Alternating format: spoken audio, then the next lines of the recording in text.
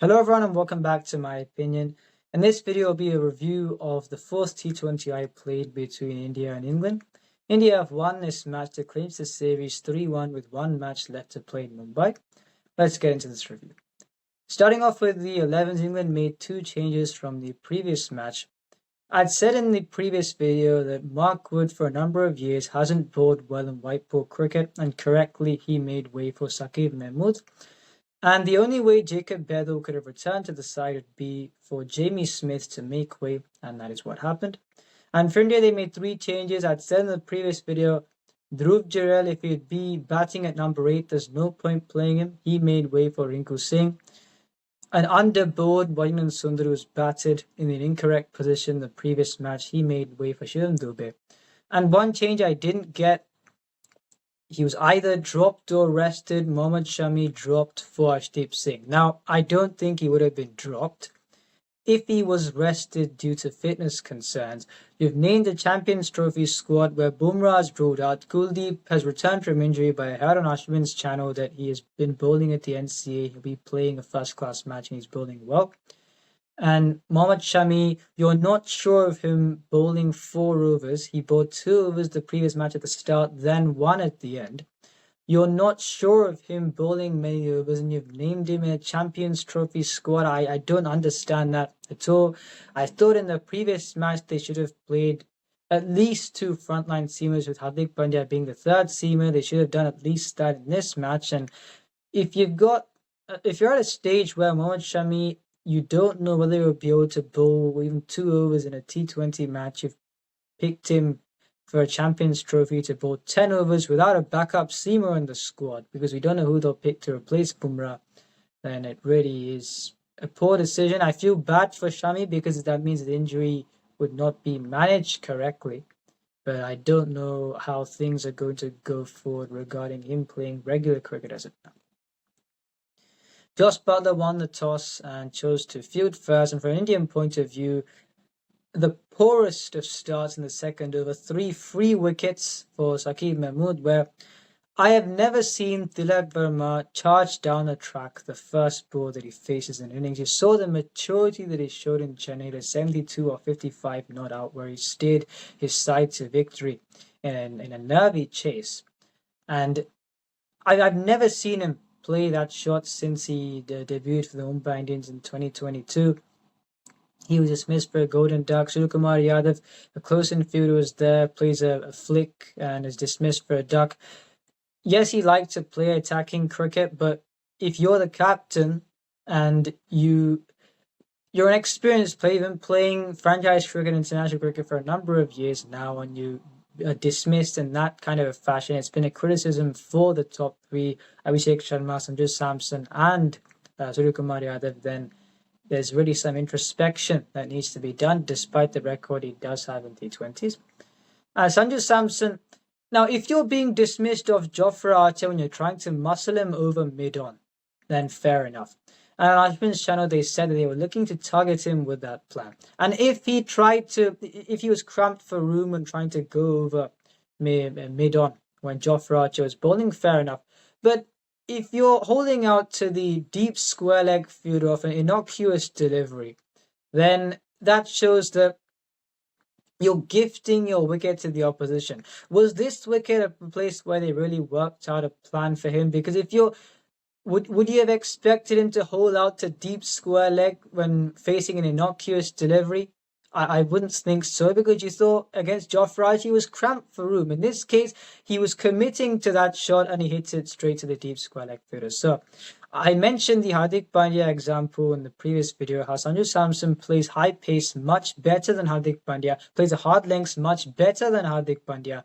However, Hardik Pandya, yes, he plays a different role. He doesn't look to slog at every ball. You saw when Mark Wood bowled a short delivery the previous match, he wristed, he flicked it away for six. Was he comfortable playing it? No, but because he didn't look to slog at every ball, he was able to adjust when Mark Wood bowled that delivery. Sanju Samson, that weakness is nowhere near as much of a factor for him as it is for Hardik Pandya, yet he's holding out to the deep fielders in this fashion. It's disappointing to see with the talent that he has. And one positive after this was that we saw Abhishek Sharma play some classy drives along the ground, and this is what I feel he should be doing in every match that he plays, because once he gets past the power play, he is good enough to score a 70, 80 score more often than not, looking to score hundreds a lot of the time. I feel that's how talented he is. And with the way that he was driving along the ground in this match, it was great to see. At the other end, surprising because you'd expect Tilak Verma and Rinku Singh to be the ones in this 11 who would be playing that double role, soaking up the pressure and unleashing at the end. The others, with the philosophy they're adopting to go hammer and tongs at the start. Do I think it's right? No, I don't, but that's what they're looking to do. Rinku Singh, 30 of 26, that's what it says. Look at the amount of deliveries he looked to slog today. Have you ever seen Rinku Singh trying to slog as many deliveries? I've never seen that. He's been someone who's looked to take his time at the start, to take the innings deep and then unleash. And this was a very uncharacteristic knock from him, just watching him go about things. And both those two, once again, gifted their wickets as the first three did. Abhishek Sharma holding out to the deep mid-wicket fielder, Rinku Singh also holding out to the catching fielder. So 79 for 5 the score was. And then Shivam Dube, Hardik Pandya both showing their class, scoring 53 runs each. Now Shivam Dube, since the T20 World Cup, he has been sidelined, and in my view, understandably so, because if you're looking at the latter half of the IPL and international cricket, teams have been finding him out, because I'd said in the aftermath of I think in the preview and the aftermath of the 18th of May match, RCB versus CSK, where he doesn't look to use his feet to the spinners. So if you're bowling in the slot, he capitalizes, but he doesn't use his feet like a Shreyas said and a Rajat Patidar, who can be deemed as fantastic spin hitters. Rajat Patidar plays the short ball much better than Shivam Dube does. And Shreyas said, I feel his weakness against the short ball is overplayed compared to what it can be. I think he isn't too far away from being deemed as someone who does play the short ball. Well, I don't think it's really much of a weakness as much as everyone says. So you got those two there who I feel have got an advantage over Shivam Dube. And that's why he was not given a chance after the T20 World Cup. But if you're only getting one opportunity, he's got that opportunity now, and he'll certainly be in the squad for in the 11 for the next few matches, since he's given this match main contribution. So very good on him. And Hardik Pandya, he was biding his time in the previous match. After 68 for 4th, the match was done, and he was dismissed for 40 of 35. I think in this case, he bided his time at the start, then unleashed, and it was a fantastic knock from both these players. 181 for 9, where I still thought it was slightly short on this surface, given India weren't playing the extra seamer as well. But given where they were, it was a fantastic recovery. And I thought it was, yes, after 12 for 3, England would have been disappointed that they let things go until here. But if you asked them at the start, the opposition's playing one seamer less. Given the conditions, you got 182 to chase. Would you mind chasing? I don't think they would have minded. And now the England innings, and I'll say this again, in this match you saw in the first 2 overs, Arshdeep Singh, he did not get it right. He went for runs. In this case, watching Hardik Pandya in the second over in a close-up, he was doing this, the second pull of the over. It was so disappointing to see. As I said in the previous video, if you've got the skill levels, there's no need to feel afraid of the batsman getting on top of you and scoring runs. He doesn't really do this to top order batsmen. I had said when Similale was batting at number 8 in South Africa, and in the previous match when Mark Wood and Adil Rashid, the last wicket partnership, and you're bowling outside the pitch, bowling slow ball wides outside the pitch, it sells you short as an all-rounder when we know he's got the skill levels. And in my view, I don't think this is not the management that has these tough conversations, whether it be biomechanics or mental conditioning when approaching, when you know someone has got the skill levels, but they need to channel it correctly. And this can happen to any player, no matter how big they are. Hardik Pandya is a big player, but if you do not remind him of his previous success, that fear when he bowls won't go. You saw in the T20 World Cup final, that was a gift of a wicket, what he got off Heinrich Klaasen. But I feel since then, and even before that, he's been in that kind of fight or flight mode, mostly flight mode with the ball, where since the start he's looking to get through his overs. He's looking afraid when he bowls. And it's disappointing to see when you know the kind of skill levels he got. Yeah. So if I was in the management, I'd have a conversation with the intention to optimize the performances of a few players. Do I know much about biomechanics? No, but I'd certainly look to point them in the direction of someone who does know about biomechanics. And certainly, as far as the mental conditioning aspect on a basic level, when you know that that person's been successful in a certain time period, they would know that they've been successful in that time period. Then, if you remind them of that, then they can revert a part of their game to that blueprint. And I really would like to see that done with Hardik Pandya. I would facilitate that if I was given a chance. I'm not in the think tank, so I can only say things from here, but that would be the ideal situation. So 62 for 1, Ben Duckett with his reverse sweeps. Feels thought after scoring 3 boundaries early on, he couldn't quite get the momentum that he would have liked, but Ben Duckett was taking the attack to the opposition, some very poor bowling in the power play from India. And the first wicket fell where I think he was caught off the bowling of Ravi Vishnu, 62 for 1 and 6, and England were coasting. From that point in time, they lost 3 wickets. So from 62 without loss, they lost 3 wickets for 5 runs. And India was 65 for 4 and 8 overs after batting terribly at the start. Then you got England who were coasting along, and then they lose 3 wickets in that fashion. Akshar Patel's bowling straight at the stumps from around the wicket, and you're trying to cut the ball, going the back foot when he's bowling full and being dismissed. It's a common dismissal we have seen from England, and generally a lot of players when they are visiting India, playing against Indian spinners, especially from the Sena countries.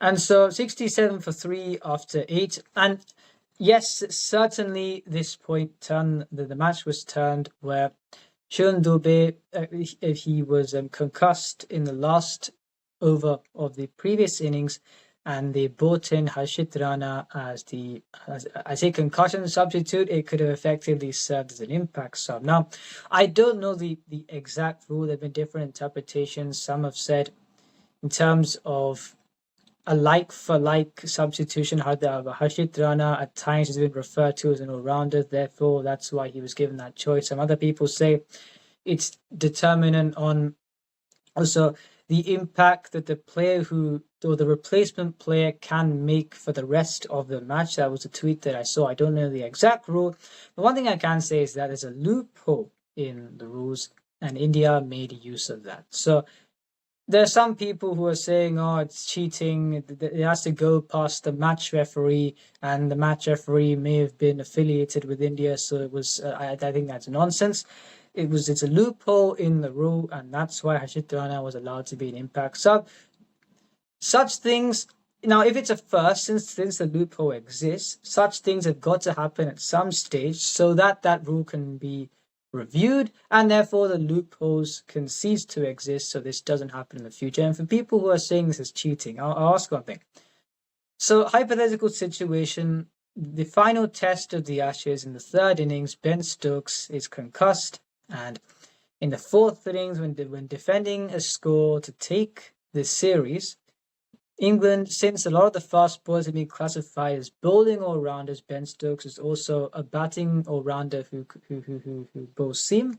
So if they get a bowling all-rounder who can bowl pace in place of Ben Stokes, if the loophole allowed them to do so, would they do that? I'm sure they would, and that there wouldn't be any of this argument that someone's cheated, maybe from the side that went on to lose, but if England did win in that situation, then they'd just be saying that it would be part of the rules.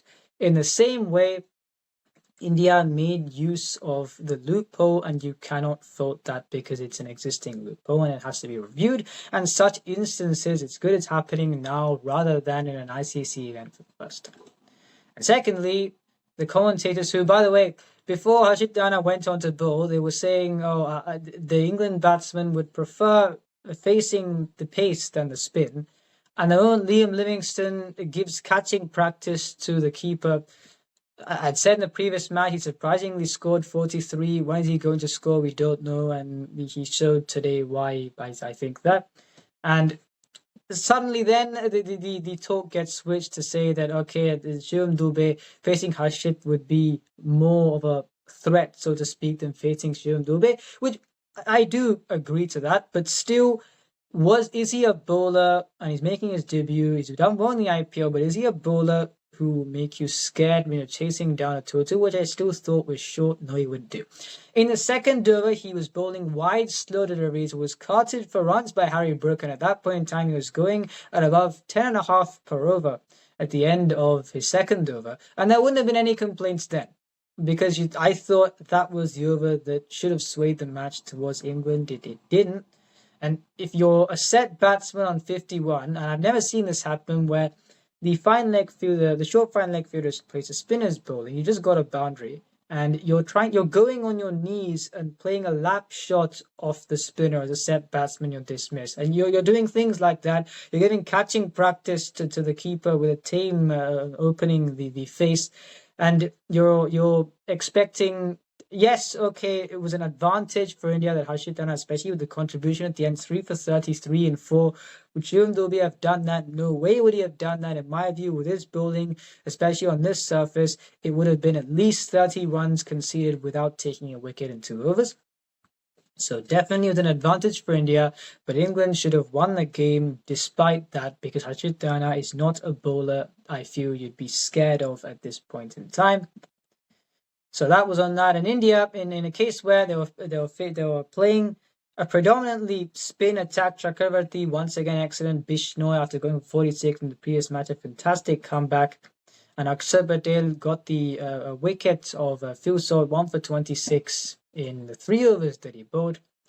The two things that I feel should be optimized for India is the approach of the top 3. You saw the way Abhishek Sharma was classically driving. If he can do a lot more of that at the start, once he bats past the power play, I feel the 70-80 scores are written for him. He's that good of a player. Same with Sanju Samson and Suryakumar Yadav. I wouldn't say he's out of form, or the approach he's taking is not helping himself. If those 3 can configure their approaches, then in this India side, it'd be fantastic. And I'll say again, Hardik Pandya only bowling 1 over for 11. In this case, if Shivam Dube had to bowl, Hardik Pandya would have bowled the second. He would have bowled slow balls fearfully. Who knows what could have happened. So he has got to be conditioned to bowling like he used to do 2.5 or so years back. Will they do that? We don't know.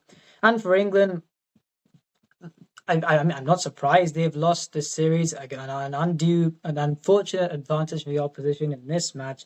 But with the way that they approach against spin, with a lack of game sense, I spoke about this in the previous match as well. Ben Duckett batting on 51, gives the catch to the boundary fielder at that point in time. Harry Brook tries to play a lap shot off the spinner at that point in time. The game sense has been found wanting. And in terms of, I wouldn't say a remedy, but at least 1 out of 2 changes they can consider is, there have been conversations, should Joe Root be back in this side? I think he should be. Secondly, I don't know when he qualifies to play for England, but Lewis Deploy's been playing for Middlesex for a long time now. And he is a South African player by origin, but he qualifies to be a local player. If he does qualify to play for England, they say Jacob Bedell is a batting all-rounder. He can bowl a bit. He's been named as a backup for Livingston in the Champions Trophy, but I've hardly ever seen him bowl. So, given Livingston walked out ahead of him in this match, what you could do is drop Jacob Bedell, play either Deploy or Joe Root at number 3. If you're playing Deploy, if you want to bat Butler at 3, Deploy could bat at 4. Give another left-hander to counteract the left arm off spinner. Then you got Harry Brook and Livingston to go aggressively at the end, where they could give a bit more coverage to this lineup. But with the approach that they take, I don't think. I think even though Deploy is a good player of spin, with the approach that they take, it may prove to be impractical at times. And I'll say this about this Bazball approach. In 2017, from that point onwards, when they started to really redefine what their previous template was, you got Joss Butler, Joe Root, Ben Stokes, Owen Morgan, Jason Roy, etc. You're looking at that core. they have got the skill levels to play that kind of a game, because not only skill levels, they've got the game sense.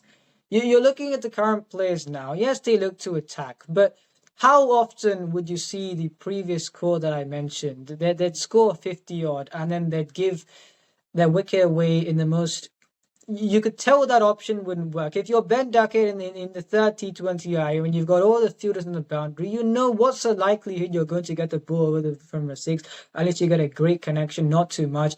You're about to win that phase as a batting side, and you give your wicket in that patch. And Harry Brook, you're trying to lap a spinner, which I didn't get. So how often would the previous score have taken those incorrect, unfeasible options in their time? They wouldn't have done as often. So I just feel expecting this group of players to play that game with a consistency that the previous group did, I don't think it's realistic as of now, because apart from Josh Butler, you haven't got that previous score there. So that's on that. And let's see what happens with these two teams in the final game of this series, the ODI series, and ultimately the Champions Trophy. That's on that. If you enjoyed this video, please like and subscribe, share with your friends. Remember, this is my opinion. What's yours?